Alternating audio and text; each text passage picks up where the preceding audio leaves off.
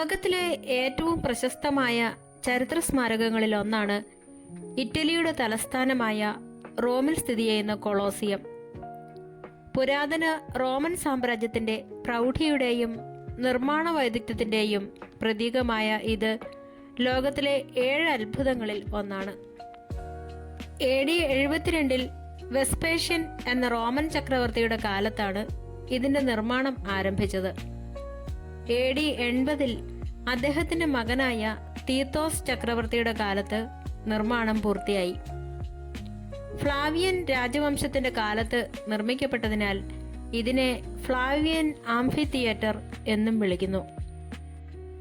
കോൺക്രീറ്റും കല്ലുകളും ഉപയോഗിച്ചാണ് ഈ കൂറ്റൻ നിർമ്മിതി പൂർത്തിയാക്കിയത്.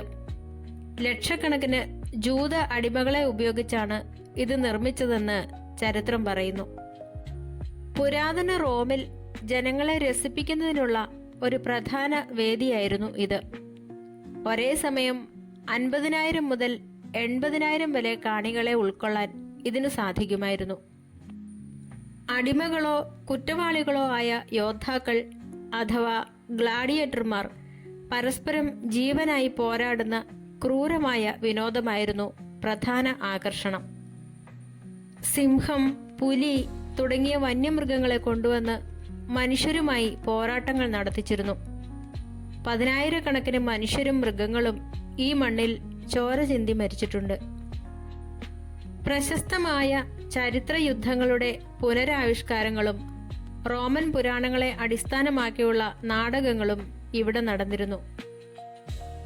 AD 5-ാം നൂറ്റാണ്ടോടെ റോമൻ സാമ്രാജ്യത്തിന്റെ തകർച്ചയും ക്രിസ്തുമതത്തിന്റെ സ്വാധീനവും കാരണം ഗ്ലാഡിയേറ്റർ മത്സരങ്ങൾ നിരോധിക്കപ്പെട്ടു. പിന്നീട് വന്ന ശക്തമായ ഭൂകമ്പങ്ങൾ കൊളോസിയത്തിന്റെ വലിയൊരു ഭാഗം തകർത്തു. കൂടാതെ പള്ളികളും കൊട്ടാരങ്ങളും പണിയാനായി ഇതിലെ കല്ലുകൾ ആളുകൾ കടത്തിക്കൊണ്ടു പോവുകയും ചെയ്തു.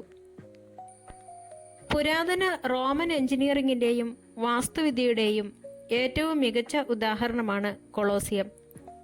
AD 1-ാം നൂറ്റാണ്ടിൽ നിർമ്മിക്കപ്പെട്ടിട്ടും ഇന്നും ഇതിന്റെ വലിയൊരു ഭാഗം അവശേഷിക്കുന്നു എന്നത് അന്നത്തെ നിർമ്മാണ വൈദഗ്ധ്യത്തിന്റെ തെളിവാണ്. മറ്റ് പല പുരാതന തിയേറ്ററുകളും അർദ്ധവൃത്താകൃതിയിൽ ആയിരുന്നപ്പോൾ കൊളോസിയം ഒരു അണ്ഡാകൃതിയിലാണ് നിർമ്മിച്ചത്. ഇതിന് ഏകദേശം 189 മീറ്റർ നീളവും 156 മീറ്റർ വീതിയുമുണ്ട്.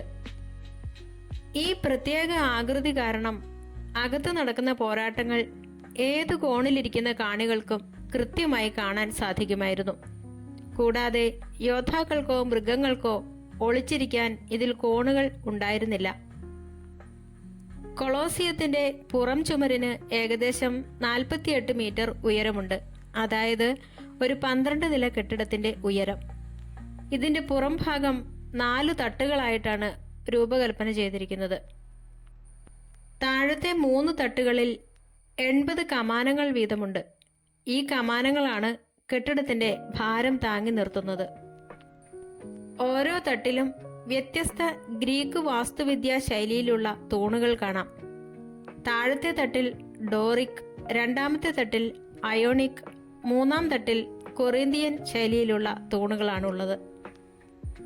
4-ാമത്തെ തട്ട് ജനാലകൾ മാത്രമുള്ള അടച്ച ചുമരാണ്. ഇവിടെയാണ് വെലാറിയം ഉറപ്പിക്കാനുള്ള ക്രമീകരണങ്ങൾ ഉണ്ടായിരുന്നത്. എന്താണ് വെലാറിയം? കാണികൾക്ക് വെയിലും മഴയും ഏൽക്കാതിരിക്കാൻ കൊളോസിയത്തിന് മുകളിൽ വലിയൊരു തണൽ സംവിധാനം ഉണ്ടായിരുന്നു. ഇതാണ് വെലാറിയം. ക്യാൻവാസ് തുണികളും വലിയ കയറുകളും ഉപയോഗിച്ച് നിർമ്മിച്ച ഒരു താൽക്കാലിക മേൽക്കൂരയായിരുന്നു ഇത്.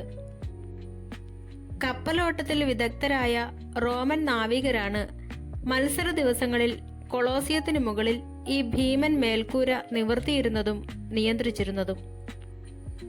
മത്സരങ്ങൾ നടന്നിരുന്ന നടുമുറ്റത്തെയാണ് ആരീന എന്ന് വിളിക്കുന്നത്. മണൽ എന്ന ലത്തീൻ വാക്കിൽ നിന്നാണ് ഈ പേര് വന്നത്. ചോര പെട്ടെന്ന് വലിച്ചെടുക്കാൻ ഇതിന്റെ തറയിൽ മണൽ വിതറിയിരുന്നു. ഈ ആരീനയുടെ തറയ്ക്കടിയിലുള്ള രഹസ്യ അറകളുടെ ശൃംഖലയെയാണ് ഹൈപ്പോജിയം എന്ന് വിളിക്കുന്നത്. ഇവിടെയായിരുന്നു മൃഗങ്ങളെയും അടിമകളെയും പാർപ്പിച്ചിരുന്നത്. ഇവിടെ നിന്നും ലിഫ്റ്റുകൾ പോലുള്ള പ്രത്യേക സംവിധാനങ്ങൾ വഴി വന്യമൃഗങ്ങളെയും ഗ്ലാഡിയേറ്റർമാരെയും പെട്ടെന്ന് ആരീനയുടെ മുകളിലേക്ക് എത്തിക്കുമായിരുന്നു. കാണികൾക്ക് ഇത് വലിയൊരു അത്ഭുത കാഴ്ചയായിരുന്നു. സമൂഹത്തിലെ പദവി അനുസരിച്ചാണ് കൊളോസിയത്തിനകത്ത് ആളുകൾക്ക് ഇരിപ്പിടങ്ങൾ നൽകിയിരുന്നത്. ചക്രവർത്തിക്കും സെനറ്റർമാർക്കും താഴെ ആരീനയ്ക്ക് തൊട്ടടുത്ത് പ്രത്യേക ഇരിപ്പിടങ്ങൾ ഉണ്ടായിരുന്നു. മുകളിലേക്ക് പോകുന്തോറും സാധാരണക്കാരുടെയും സ്ത്രീകളുടെയും പദവി കുറഞ്ഞവരുടെയും ഇരിപ്പിടങ്ങളായിരുന്നു. കൊളോസിയത്തിൽ 80 പ്രവേശന കവാടങ്ങൾ ഉണ്ടായിരുന്നു. കൃത്യമായ ആസൂത്രണം കാരണം 50,000-ത്തിലധികം വരുന്ന കാണികൾക്ക് വെറും 15-20 മിനിറ്റിനുള്ളിൽ സുരക്ഷിതമായി അകത്തു കയറാനും പുറത്തിറങ്ങാനും സാധിക്കുമായിരുന്നു. ഇന്നത്തെ ആധുനിക സ്റ്റേഡിയങ്ങൾ പോലും ഈ റോമൻ ഡിസൈൻ പിന്തുടരുന്നുണ്ട്. പുരാതന റോമിൽ കൊളോസിയം എന്നത് വെറും ഒരു വിനോദ കേന്ദ്രം അല്ലെങ്കിൽ ഒരു വലിയ കെട്ടിടം മാത്രമായിരുന്നില്ല. അത് റോമൻ സാമ്രാജ്യത്തിന്റെ രാഷ്ട്രീയ അധികാരത്തിന്റെയും സാമൂഹിക വ്യവസ്ഥിതിയുടെയും ഭരണാധികാരികൾക്ക് ജനങ്ങളുടെ മേലുള്ള സ്വാധീനത്തിന്റെയും ശക്തമായ ഒരു പ്രതീകമായിരുന്നു. ഭരണാധികാരം നിലനിർത്താനും ജനങ്ങളെ നിയന്ത്രിക്കാനും കൊളോസിയം ഉപയോഗിക്കപ്പെട്ടിരുന്നു. റോമൻ രാഷ്ട്രീയത്തിലെ ഏറ്റവും പ്രശസ്തമായ ഒരു തന്ത്രമായിരുന്നു പാനിം എറ്റ് സിർസെൻസസ് അഥവാ ഭക്ഷണവും വിനോദവും. ജനങ്ങൾക്ക് സൗജന്യമായി ധാന്യങ്ങളും കൊളോസിയത്തിൽ സൗജന്യമായി ഗ്ലാഡിയേറ്റർ മത്സരങ്ങളും ഭരണാധികാരികൾ നൽകിപ്പോന്നു. സാധാരണക്കാരായ ജനങ്ങൾ ദാരിദ്ര്യത്തെക്കുറിച്ചോ രാഷ്ട്രീയ അവകാശങ്ങളെക്കുറിച്ചോ ചിന്തിക്കാതിരിക്കാനും സർക്കാരിനെതിരെ വിപ്ലവം നടത്താതിരിക്കാനും അവരുടെ ശ്രദ്ധ തിരിച്ചുവിടുക എന്നതായിരുന്നു ഇതിന്റെ രാഷ്ട്രീയ ലക്ഷ്യം. AD 69-ലുണ്ടായ ആഭ്യന്തര യുദ്ധങ്ങൾക്ക് ശേഷമാണ് വെസ്പേഷ്യൻ ചക്രവർത്തി അധികാരത്തിൽ വരുന്നത്. മുൻപ് ഭരിച്ചിരുന്ന ജനവിരുദ്ധനായ നീറോ ചക്രവർത്തിയുടെ സ്വകാര്യ തടാകം നികത്തിയാണ് വെസ്പേഷ്യൻ ജനങ്ങൾക്കായി കൊളോസിയം പണിതത്. തങ്ങൾ ജനങ്ങൾക്ക് വേണ്ടിയാണ് ഭരിക്കുന്നത് എന്ന് കാണിക്കാനുള്ള ഒരു രാഷ്ട്രീയ പരസ്യമായിരുന്നു ചക്രവർത്തിമാർക്ക് കൊളോസിയം. മത്സരങ്ങൾ നടക്കുമ്പോൾ സൗജന്യമായി ഭക്ഷണവും സമ്മാനങ്ങളും വിതരണം ചെയ്തുകൊണ്ട് ചക്രവർത്തിമാർ ജനങ്ങൾക്കിടയിൽ തങ്ങളുടെ ജനപ്രീതി വർദ്ധിപ്പിച്ചു. കൊളോസിയത്തിലെ ക്രൂരമായ വിനോദങ്ങൾക്ക് ഉപയോഗിച്ചിരുന്ന മൃഗങ്ങളെയും അടിമകളെയും റോം കീഴടക്കിയ ദൂരദേശങ്ങളിൽ നിന്നാണ് കൊണ്ടുവന്നിരുന്നത്. ഇത് കാണികൾക്ക് മുൻപിൽ പ്രദർശിപ്പിക്കുന്നതിലൂടെ റോമൻ സാമ്രാജ്യത്തിന്റെ അതിരുകളില്ലാത്ത സൈനിക ശക്തിയും അധികാരവും ജനങ്ങളെ ബോധ്യപ്പെടുത്താൻ ഭരണാധികാരികൾക്ക് കഴിഞ്ഞു. കൊളോസിയത്തിനകത്തെ ഇരിപ്പിടങ്ങൾ റോമൻ സമൂഹത്തിലെ ജാതി വർഗ വ്യവസ്ഥിതിയെ കൃത്യമായി കാണിക്കുന്നതായിരുന്നു. പ്രത്യേക ഡയസിൽ ചക്രവർത്തി, അദ്ദേഹത്തിന്റെ കുടുംബം, വെസ്റ്റൽ വെർജിൻസ് എന്നിവർ ഉൾപ്പെടുന്ന ഉന്നത പദവിയിലുള്ളവർ ഇരിക്കുന്നു.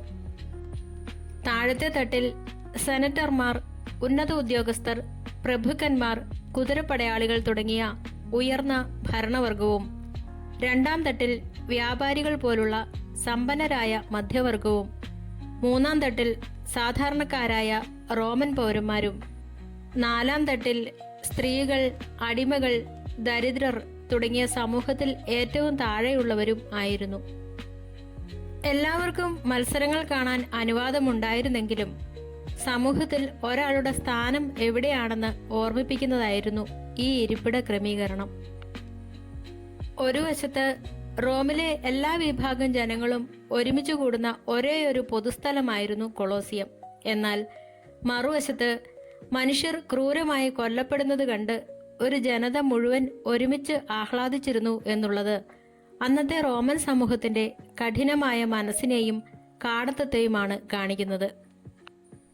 മരണത്തെ ഭയപ്പെടാത്ത യോദ്ധാക്കളെ മാതൃകയാക്കാൻ പൗരന്മാരെ പഠിപ്പിക്കുന്ന ഒരു സാമൂഹിക പാഠശാല കൂടിയായിരുന്നു ഇത്.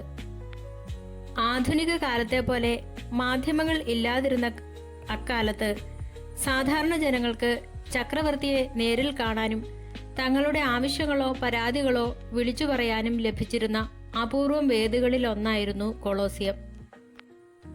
തോറ്റ ഗ്ലാഡിയേറ്ററെ കൊല്ലണോ ജീവനോടെ വിടണോ എന്ന് ജനങ്ങളുടെ താല്പര്യം നോക്കി ചക്രവർത്തി തീരുമാനമെടുത്തിരുന്നതും ഈ സാമൂഹിക സമ്പർക്കത്തിന്റെ ഭാഗമായാണ്.